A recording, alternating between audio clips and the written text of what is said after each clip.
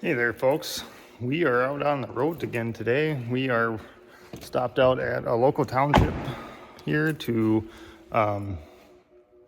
inspect their Alamo unit on their tractor. This is a Samurai 22 ditch mower, or you want to call it a wing mower, or whatever you want to call it. We call them ditch mowers. So as you can see, they're having some issues with their tilt function on the lifting side of things. We're going to open up the box here. Front box. I'm just going to give you guys a quick show of what you can do.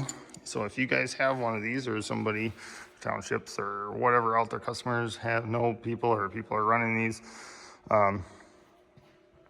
if you can't get the thing to operate, there is a manual operation on these. So here you got your sticker on your door.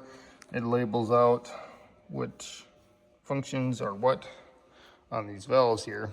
This one here is our lift valve. We're gonna unplug it. So say that, because right now our lift valve isn't working. So what we're gonna do is you're gonna unplug that, you're gonna start your tractor. You're gonna have somebody in the seat, and then you're gonna turn your hydraulics on. I'll show you that inside quick. But on the back side of these valves, there's this weird looking nut thing sticking out. So what you're gonna do with that is you're gonna take a 9mm wrench and stick on those nuts, or those studs that are sticking out, they're kind of like a bolt head nut. And you're gonna disconnect your electrical connector for that function. So like our lift function, this was out of the cradle when we got here today. Customer was wanting to still use it. I got a Buffalo blower on the back.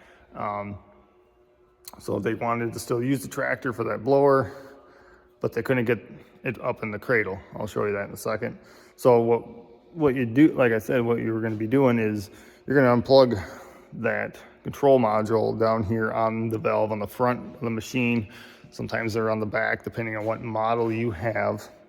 And then you're gonna stick your 9mm wrench on the opposite side where I just showed you guys. And then, like I said, you're gonna have somebody in the seat for safety purposes. And then you're gonna run that and make sure that the valve inside is not stuck. And usually it isn't. And then you can lift your boom up or whatever up and down and get it off the road or whatever. Then you just plug your connector back in. You're gonna plug in once you got done with your thing here, because you're gonna take, so you're gonna go across, oh, hang on here, camera's not focusing. You're gonna go from that side over to this side. Let's see if I can get you guys down in there to see what we got going on, which is gonna be kind of difficult, but you can see that kind of nut shining down there, right there. That's where you can put your 9mm wrench on there.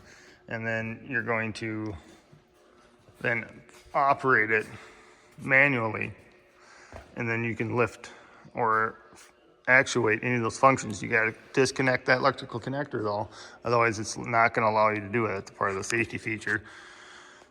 As you can see, it's sitting in its cradle now. We got it in the cradle. That way the customer has a Buffalo blower right there.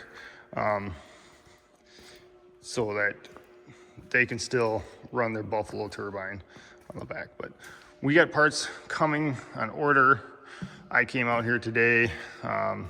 Customer stated that their lift wasn't working. We've had this problem before, and it was due to the joystick here having problems. The other common problem with these are these buttons here. There is a fix for it. You can call your Alamo rep or your local dealer that has these, and they should be able to get a hold of Alamo rep. The thing is, you're going to need the serial number off the bottom of your joystick. It's down underneath here. On the back side, it's kind of buried with the mount, but you're going to need that to see if you need this plate. Anything after, I believe they said model year 23. This one here's a 20. What is this one? This one's like a 20. I believe this one's a 21, maybe a 20. But what happens is it is sending millivolts back up to these switches here, causing them to fail. And so they made a little control module that goes in between that circuit there, and to not allow to keep the voltage in the one spot. So these are getting controlled by the little plate module that gets stuck inside here, and that eliminates the problem. So but yeah, here's that. If you guys aren't familiar with the Alamos, this rocker switch has to be in the off position, and this switch here, which is your blade start button, that has to be in the off position. Then you can go ahead and start the tractor, and then you can actuate your rocker switch to on, and then disconnect your electrical connectors, and this one's on the front, and be able to manually operate your boom mower. Depending on what function is not operating, you can operate it manually to get yourself off of the road or whatnot. I did talk, these guys called me here last week, and I've been getting with some jobs in the shop, been busy. And they said they weren't in a hurry. They got it off the road. They ended up calling me. I walked them through how to get it back into their cradle manually, and they got it into the shop here, their shop, and I came down and took a look at it today. So we are going to get in touch with our parts, which we did again, but we have to get that module ordered. Once that module is ordered or shows up along with our control module, which is also the problem here. I'll show you our control module here quick. This here is the faulty part, because you can swap your tilt, your dipper function, and your lift function harnesses.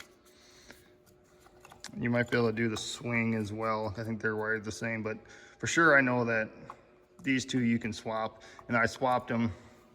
And then you tried operating the joystick, and I did get our dipper function to work off of the lift function, but I could not get our lift function to work off the dipper function on the joystick, if that makes sense.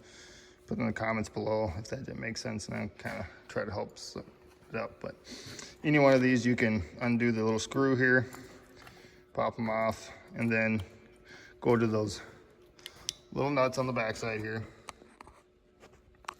We'll zoom back down in here and see if we can get the camera to focus on it and find it. There's little nuts there, and we'll go from this side here as well. So it's the back side of the valve there. You can see the nuts a little better. You can see each one of those have a little control valve nut on them. So that's how you manually operate them, with these pieces right here. Those little nuts there. 9mm wrench. So, well, we're off to a couple other jobs here today down in the area. So we are gonna run and go get them done, then get back up to the shop and work on a couple of machines that we have in the shop that are tore apart. Try to get them up and going for our customers. And yeah.